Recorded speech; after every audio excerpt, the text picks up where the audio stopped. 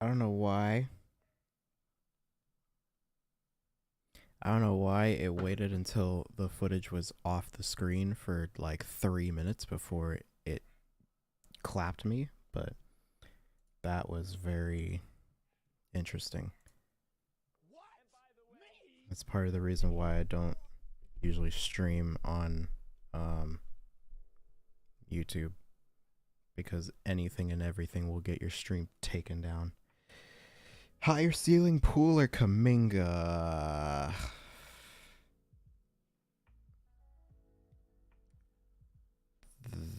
That's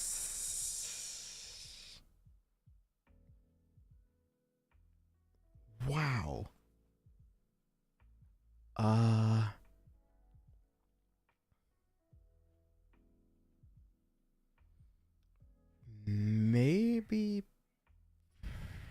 maybe Kaminga, just cuz he has the ability to be a much better defender than Jordan Poole, but obviously Jordan Poole is probably going to end up being the better offensive player. Wow, that's tough.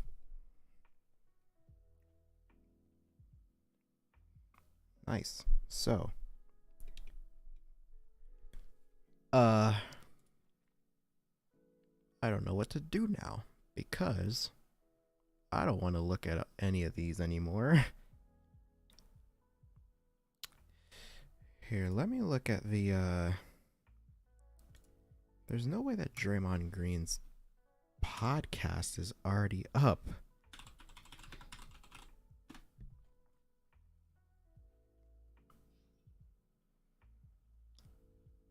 It was uploaded 28 minutes ago. What?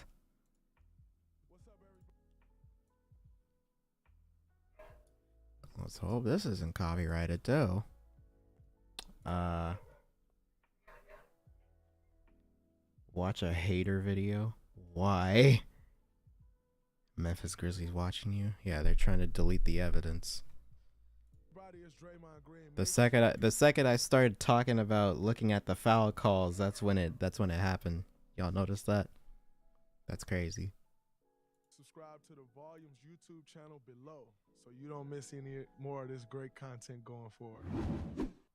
What's up, everybody? Welcome to the Draymond Green Show, special one. This is an emergency pod. It is 6:15 p.m. live from my hotel room in beautiful Memphis, Tennessee. Dubs just got a win, and I know that's why everyone is here. How the fuck people be uploading full game highlights, but you can't do analysis? Right? No, you're here to listen. You want to hear my thoughts and my take on the infamous Draymond Green ejection from game 1 of round 2. And to be honest with you, I think my take on it may be a little different than your take, or not. But there will be, for all of our listeners, our great listeners who's been tuned in He's all year, heated. Incredible supporters who we appreciate. There will still be the Draymond Green Show where we really discuss game 1 of the Dubs versus the Grizzlies, where we really dive into He said game infamous 1 already. of the Celtics versus the Bucks, and the Bucks are up 1-0. We'll also talk about my projections and what I think of the other series, which is the Phoenix Suns versus the Dallas Mavericks, and which is Miami Heat versus the Philadelphia 76ers. But before we go to that later in the week, let's talk about the ejection and my take on it. Let's get into it. Amazing win. I think tonight our guys showed that we're battle tested. You know, we've been through the ringer. We've been through the ups and downs. We know how it feels to win. We know how it feels to lose. And guys stuck with it. No matter how the night was going, not much went our way, but guys stuck with it. Now let's really talk about what everyone's here for. What everyone wants to talk about, which is me getting ejected for I'm not quite sure for what, but for a foul. Very interesting one. You know, one thing about that foul is I actually tried to hold him up. Let me here, hold on. Let me look up the foul that he's talking about just so y'all know what he's talking about. Because it shouldn't have been a flagrant 2. It should have been a flagrant 1.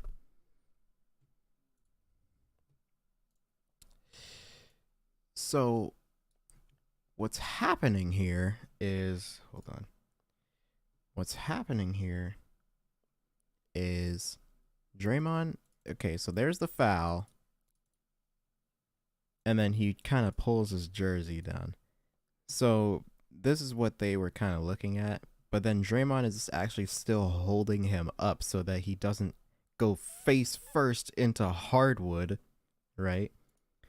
Like, he's still holding him up, like making sure that he's good. And Brandon Clark, like, stayed on the ground as if his face actually touched the floor when it never did. And I wasn't told anything because I left the court, but guys were told I was ejected for throwing him down, which was very interesting because, I mean, even once he hit the ground, I still was holding his jersey up. But, I mean, at this point, I kind of expect things like that. Like, I've been suspended from Game 5 of the NBA Finals. Do you think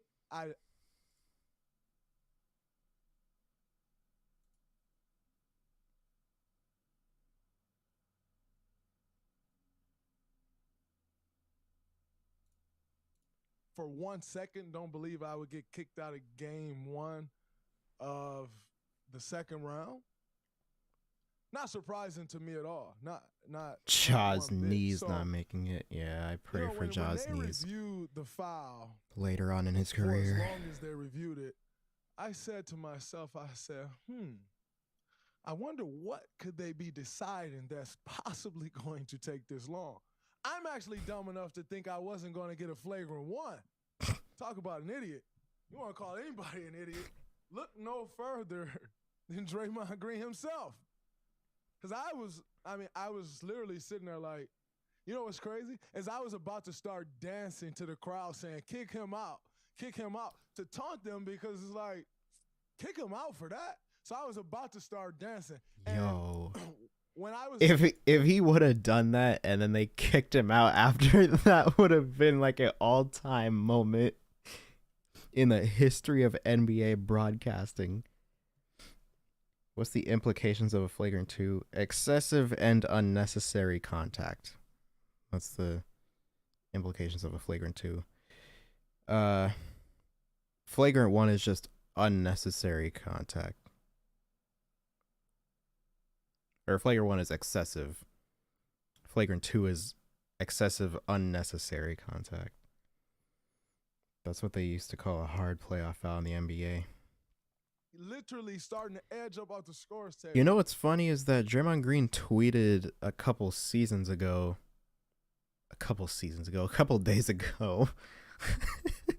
He tweeted a couple days ago. There was a call. I can't remember which call he was talking about, but there was a call that got reviewed. It was like, I think it got called a flagrant 1 or something along those lines. And Draymond Green tweeted, "I've been ejected for less than that."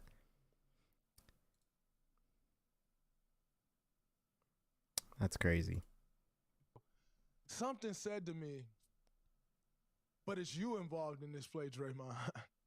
So because it's you involved in this play, you probably shouldn't dance because you probably should always expect the unexpected. And so the little birdie that sits on my shoulder nowadays told me, just wait a second. Don't get up and dance and make fun of them. Because if you get up and dance and make fun of them, sure enough, you're then not expecting the unexpected. And if you're not expecting the unexpected, very soon they'll probably be able to make fun of you. And so I sat there. And then all I can remember is him kicking Steven Adams, NBA sweetheart. He had a hard time telling. He said, and it's going to be a flagrant and like long pause, 2. He didn't even want to say it was going to be a flagrant 2, which was very interesting to me because, again, I am dumb enough to think that it would even if we lose game 2. Yeah, all we had to do was win 1 in Memphis. The playoffs and we are did a little that. tougher and not as soft as the regular season, and that you can bump a little more and you get away with a little more, but we've seen questionable calls in the first round, some things that didn't get reviewed, and I guess sometimes I guess it's just a case by case thing. It's it's a reputation. He's just thing. talking to I think talk tonight, right now. was probably a reputation thing more so than. I missed that layup so bad. I think it's because Klay Thompson might have gotten a piece of it. I looked at it earlier. My biggest worry moving forward is that gives me 2 flagrant foul points, and as we know, I've been ejected for accumulation of flagrant foul points. So my hope is that the right thing will happen and that it'll at least get rescinded to a flagrant 1, because a flagrant 2. I mean, unnecessary contact. I can't quite say it was unnecessary because I was trying to stop him from making a bucket and getting an and one. So I can't quite say it was unnecessary. Excessive. I didn't even really make contact with the guy's body, so excessive would be a bit extreme. If a guy is flying off of one leg, then maybe you say, all right, he was in an unsafe position and, he couldn't protect himself. It went over, Clay. Flagrant 2. A guy jumping off 2 feet straight up and down, who then sells a foul and dive to the floor. Can't quite say he was in an unsafe position. The shades just make this. Me trying to explain this flagrant foul to you, your guess is just as good as mine. Because by definition, if we go through the definition of a flagrant 2 foul, I'm not sure that that play would quite be the definition of a flagrant foul. I'm not sure it would meet that criteria. So, and this one, I always say, many people talk about basketball and they don't really know basketball. And, I study basketball daily for hours and hours and hours, and Joe Blow thinks he knows basketball as good as me because he watches NBA games. I always speak on that. Well, here I must tell you that me and you and whoever else are all on a level playing field here, which means you don't know and I don't know. And we're going to keep it that way because even the Ja Morant need to go for 64. I still don't understand it. So I think in this one situation, our IQs, our understanding, they're all on Your a voice level low. playing field. I was muted. Right in the same so I was on the spot. phone. Maybe someone Memphis can morale gotta be hashtag so the low. Draymond Green show for our mailbag part of this week's show because, don't get it twisted. This is just an emergency pod because the streets want to hear about the ejection. Refs the streets are hear noobs. How the Dubs They just made a noob So this is just move. an emergency pod for all of the Draymond Green show listeners. The ones You could see it in Ja when he just stood there in after the last play. Yeah, he was like this. This is just an emergency pod for you to hear my side of things, which is kind of like your side of things. You're confused, I'm confused, and that's just that. Now, what I will say is kudos to my brothers, for going out and no matter what, still getting the job done against all odds, against whoever else was against us. That's for you to decide. They got it done. We got it done. And it was such a beautiful thing to see Jordan Poole go out, have a huge game. Steph Curry come out in the second half and go lights out. And Klay Thompson to be shooting miserably after sitting the entire first half pretty much. And then hit the big one. Because that's what Klay Thompson does. And I was sitting in the back in the locker room, and before he caught the ball, when they swung it to him, I said, and here's the one. Here's the one right here. Because that's what Klay Thompson does. Klay Thompson makes big shots. We've seen that play over and over again, where Klay Thompson catches that and he knocks it down right on the wing. Imagine 90s stars hopping on a podcast post-game.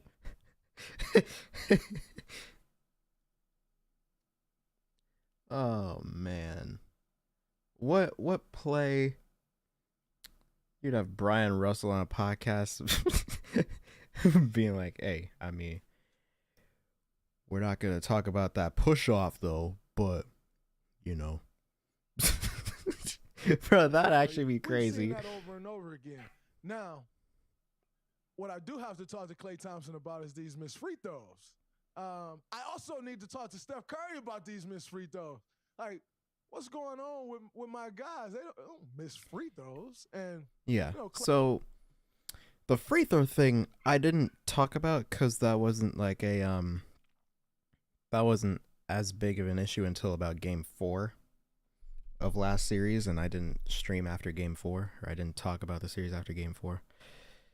Stephen Curry shot, I think, 74% at the free throw line last series, and then he missed another free throw today. I don't know what's going on. I don't know what's happening with him. But he's just all of a sudden turned into a 70% free throw shooter.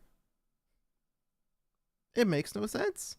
I can't pinpoint anything that, like, I can't pinpoint any reason. Yeah, he's still putting up his numbers. He just can't hit his free throws. Like, he's still hitting his Steph Curry shots. Like, the first one. Why can I not play this one? Alright, cool. Hopefully the stream doesn't get clapped again. Maybe if we're really quiet, they won't hear us.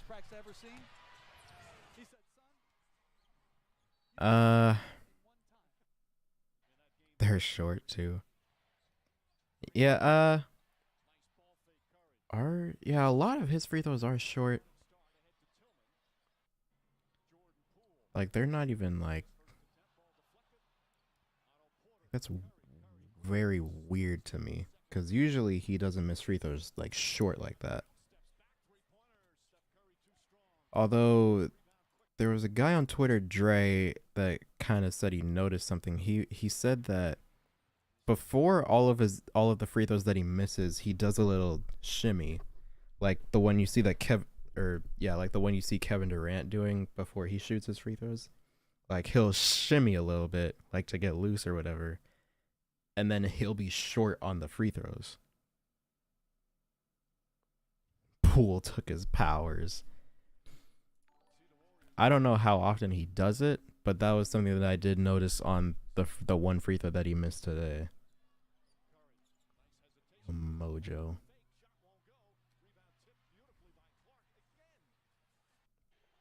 Scar tissue in his hands.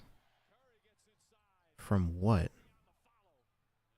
His broken hand? Imagine it's the buff muscles. It wouldn't be, because he's had the muscles the entire season and he's normal. Or he was normal at the free throw line. Like his usual 91, 92%. Memphis Grizzlies fans mad they live in Memphis and not beautiful SF. I will tell you firsthand that San Francisco is a beautiful city, but it is beautiful at a cost. AKA, I will never be able to afford to live there, more than likely. I was looking at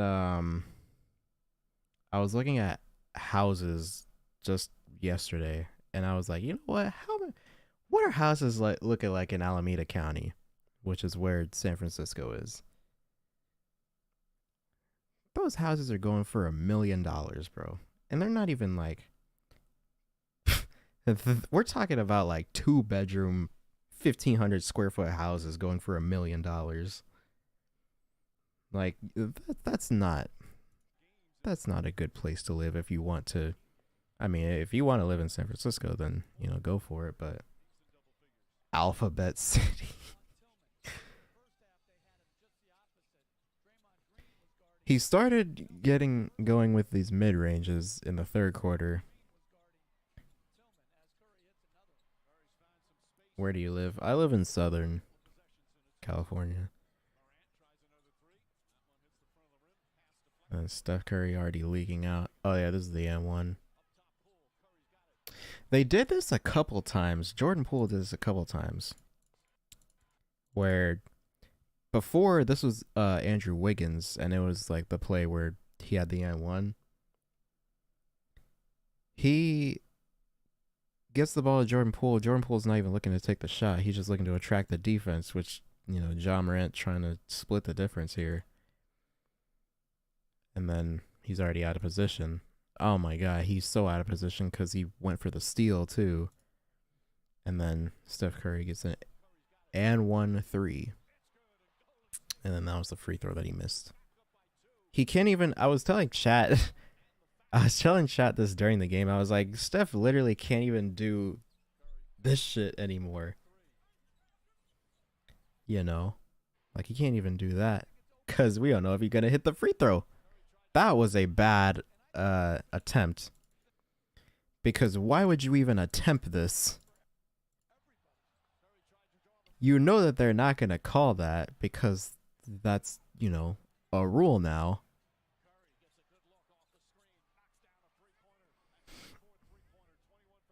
Heard Redwood City is a good place to live.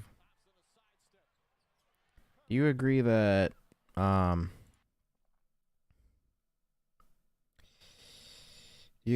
Grizzlies and Grizzlies fans are cocky and delusional for delighting the Warriors without Draymond Green?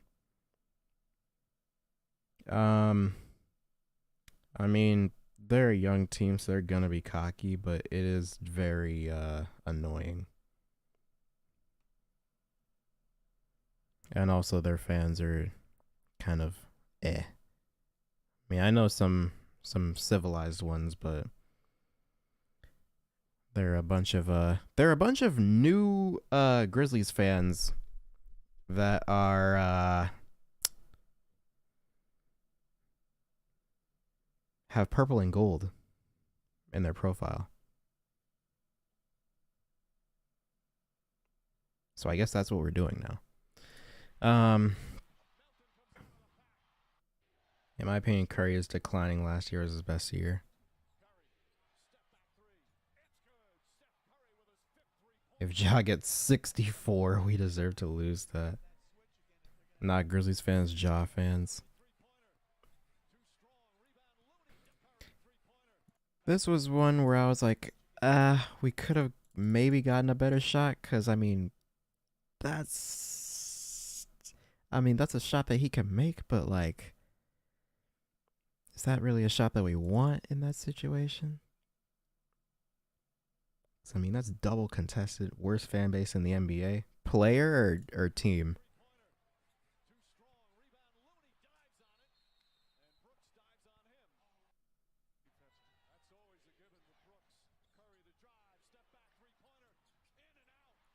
He was bricking in the fourth quarter. He's making it so hard for me to defend him when he keeps bricking in fourth quarters of playoff games.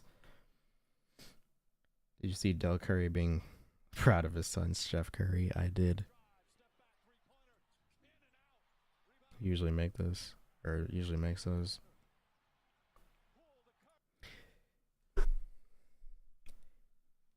There is no reason on God's green earth why you should ever miss this three-pointer. Your closest defender is Brendan Clark at the free throw line. Missing free throw lowers 3-point percentage in his career. I mean, I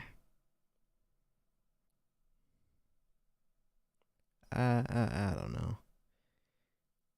It's like the free throws thing is it just started, you know, a week and a half ago. So, I mean, that's not really like anything.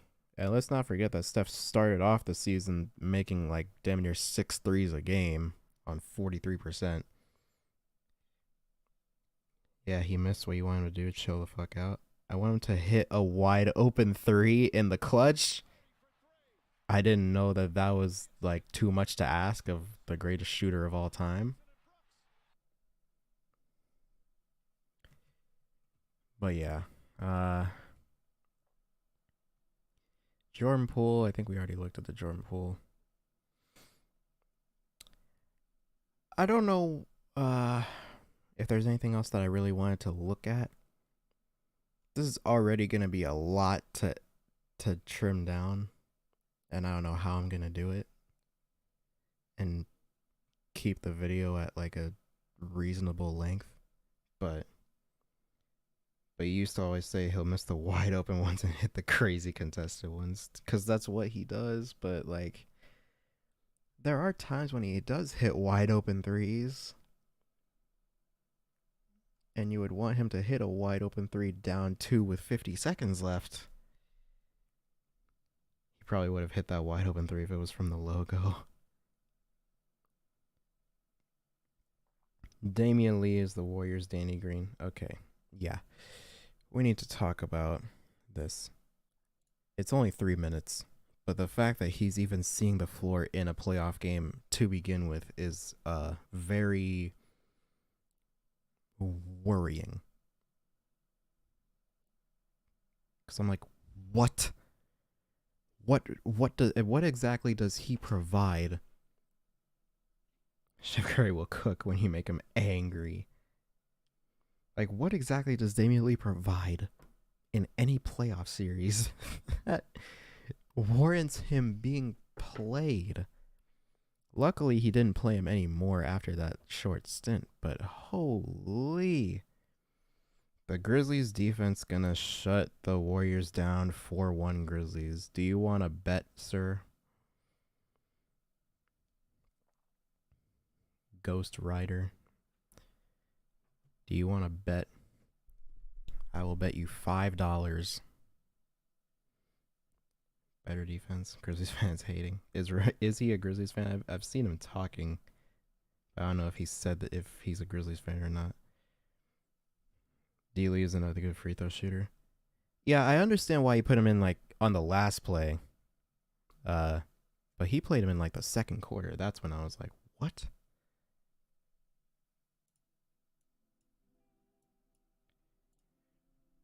JTA only played 4 seconds. Yeah, it was on one of the inbounds plays, like late in the game.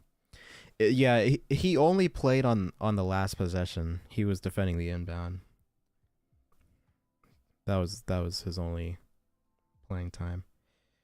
I'm from Memphis. Oh, okay. Pack it up in 4, homie. All I'm saying, Ryder, is you better pray that y'all win game 2. Because if y'all lose both on your home floor, that's bad. You might as well just call the series right there. I don't know why people think Memphis gonna win. Because they beat us a bunch of times in the regular season. And they beat us when we had Michael Mulder. And I can tell this is a Warriors broadcast. We're just being, well, I'm being sort of objective, but I'm still obviously, gonna pull for my team. Like there just isn't like a situation where I have the Memphis Grizzlies beating this team 4 times in a playoff series. Because with everything that happened today, like, this is the best game that they could have possibly asked for, and they still lost without Draymond Green for half of the game. Who do you got in the East? Probably Milwaukee.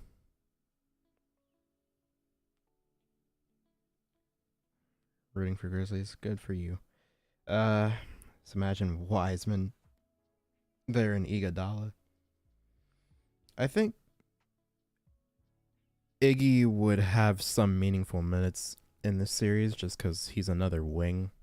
But the key is, when are you going to play him? Because Andre will play a game and then he'll like like we just saw in the last series, Andre will play a game and then he'll like tweak something in his back or something and then be out for another month. No Dre missed free throws. You had Jaren Jackson hit 10 for 18. He was like just catching offensive rebounds and putting up 30 footers and making them. 33 points, 6 threes. You had Ja Morant hitting 4 threes, which he probably won't do again. He had 34, which it's debatable on whether he will do that again. Desmond Bane, okay, I'll give you that. He missed open shots. But then you were pretty much equal on rebounding. It was 51-47. Warriors still won the rebounding battle, which is absolutely hilarious. Grizzlies 134-101 next game. Why did I turn the chat off? Oh my god, I'm so dumb. But yeah.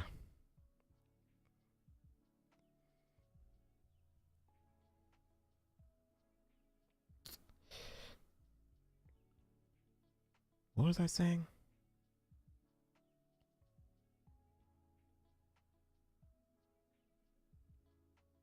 Resigning Kerr or Iggy was a Kerr move, useless. I mean, it wasn't useless, but I understand why we did it. Why do people call Iggy an old man? Like, he can still dunk and is only 37. He's old in basketball years. Like, in life in general, it's like, oh, he's only 37. But in basketball terms, it's like, damn, he's 37. What advantages come from home court? What do you mean? Like, you get better calls, usually. You have a favorable environment, which helps out a lot in playoff games, especially. That's why people are like, that's why people slander the bubble so much, is because there's no crowd. As for free throws, he needs to keep his mouthpiece out. All right. But that's about all I wanted to say.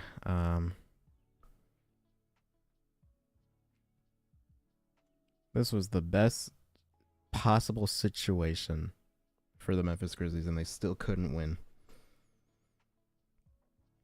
That is crazy to me. All right, but I'm going to head out. We'll be back here after game 2. And we will see what Memphis, or how Memphis responds, because they shouldn't have lost this game under any circumstances. Like, that is not a game they should have lost. So it'll be interesting to see how the young team responds to a loss like that. But we'll be back Tuesday night.